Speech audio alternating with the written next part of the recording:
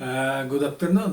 This is Professor David J. De Los Reyes, an electrical engineer by profession, okay, and an electronic troubleshooter, also concentrated on hands-on troubleshooting. Okay, let's proceed, guys.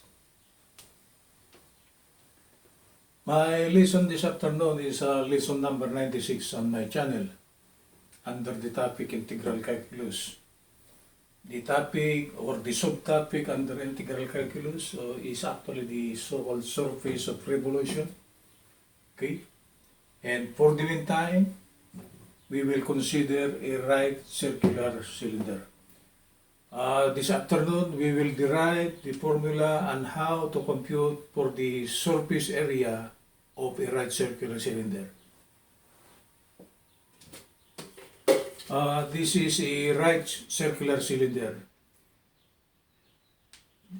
The surface area is actually the one that goes around, and we term that surface of revolution. Under lower mathematics, we know that surface area for a right circular cylinder is 2 pi r times h units. Okay, well, we've been using this formula here, but actually the origin of this formula actually originated or emanates from integral calculus. It was derived from integral calculus before they tossed this out to the so-called lower mathematics concepts. This formula was derived by integral calculus. Okay, I will try to read the problem. Derive by integration the surface area of a right circular cylinder. Okay. We are given a right circular cylinder. The radius is r and the altitude is h. And the problem is asking derive by integration the surface area. If the altitude of that right circular cylinder is h and the radius is r. So actually, the problem is asking for the surface area as a function of the height and the radius. Okay, let's try to bring out the figure. For the meantime, just consider an xy plane. So this will be an x-axis, y-axis. We cut the right circular cylinder in half. I am just showing one half because this is R and this is H. Okay, so actually this is the right circular cylinder, one half portion. Okay, this point corresponds to R and 0. This one will be R and H. This point here will be 0 and H. This is 0, 0. The abscissa is 0, okay? Here the ordinate is h, here the ordinate is 0. That's why it is 0, 0. This is 0, h. R, 0. This is R, and this is h. This is R. Then we try to draw a horizontal slice. This one. We try to rotate the arc with respect to the y-axis. Okay, actually this is the arc. It is this one. And luckily for a right circular cylinder, the arc is a straight line, so there is no problem. It's not so complicated. But if the arcs will be something like a wiggling like that, then you try to rotate it. That will be a different story. But for a right circular cylinder, the arcs is actually a vertical line. Okay, it's a constant arc. Meaning constant, the shape does not vary as we rotate it, right? So it seems it is like this, then we try to rotate it. So what will come out for the surface area will be a regular surface area. It's not an irregular. Okay. Let's try to bring out the solution. Rotated vertically, okay, this will be the surface area. Okay, if we try to rotate it, then we slice it at the middle when we try to spread it out. Okay, it will be something like a rectangle. Right? This is the cut portion, or actually the circumference. And this circumference should be 2 pi x. This is the arc. Okay. So to compute for the surface area, take the circumference here multiplied by the arc. Assume for the meantime that TS is very small. Okay. So actually it seems it is a straight line. Okay. So actually, if this is a straight line and this is a straight line, to compute for the area, just take the product of this times this. Okay? As simple as that one.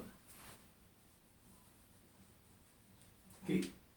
So, if the surface area is to be rotated with this vertically, total surface area with the subscript y, meaning it is rotated with respect to the y-axis, from one of the equations from the last topic, this should be 2 pi, the integral.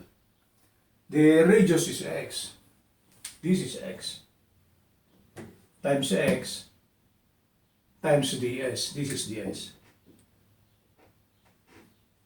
Okay? Because our surface area is just a unit length times a unit length. And under for the so-called length of arc, there are two variations. But for this one to be rotated vertically, I choose dx over dy quantity square. This should be to be integrated with respect to y. But if you try to look at the figure, for a right circular cylinder, this x here is equal to r. It is a vertical line. Okay? And luckily, this is constant.